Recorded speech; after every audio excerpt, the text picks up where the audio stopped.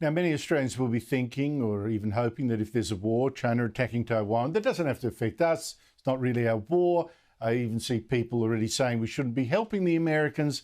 For instance, the US spy facility at Pine Gap that we host, already make us a target. What's your view? Well, I think we have to help. We have to help. First of all, basic matter of principle.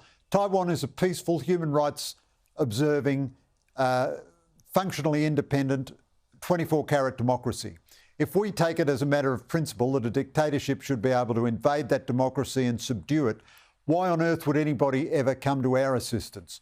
Second of all, if we were under threat. Second of all, if the Americans are fighting in the Pacific and dying to safeguard democracy and we stay out of it, that's the end of the American alliance. We'll never, ever again have an American commitment to our security. Third of all, if the Chinese get Taiwan, they will be massively empowered strategically. They would be able to project force anywhere in the Pacific. We have no idea what the limit of their strategic ambitions are. They'll be chasing the Americans out of the region. They'll be able to stop our trade in a minute with blockades.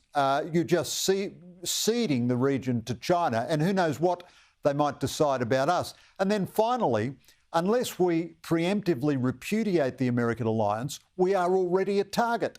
Pine Gap is the most important intelligence collecting facility operated anywhere in the world outside of the United States. And if there's a serious military conflict, it will be a number one priority target for the Chinese.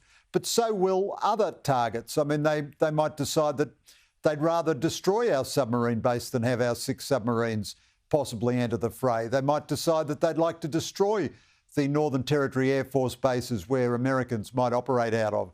Now, unless we're willing to say we preemptively surrender to China and we're going to repudiate the Americans in advance, we're a target as soon as the balloon goes up. And then finally, Andrew, all our trade stops on the first day of the war. Can we export iron ore to a country which is killing our American allies in combat? Not a chance. So our trade stops on the first day, and we're short of medicines and food and fuel and all the rest within 2 weeks. Our only chance is to deter conflict by having capability ourselves and supporting the Americans. And of course, if China does succeed and America runs from Taiwan, you will find other fair weather friends, and I suspect even India, peeling off from America and joining China. Will be even more isolated and friendless than ever. Greg Sheridan, thank you so much for your time. Really appreciate your analysis.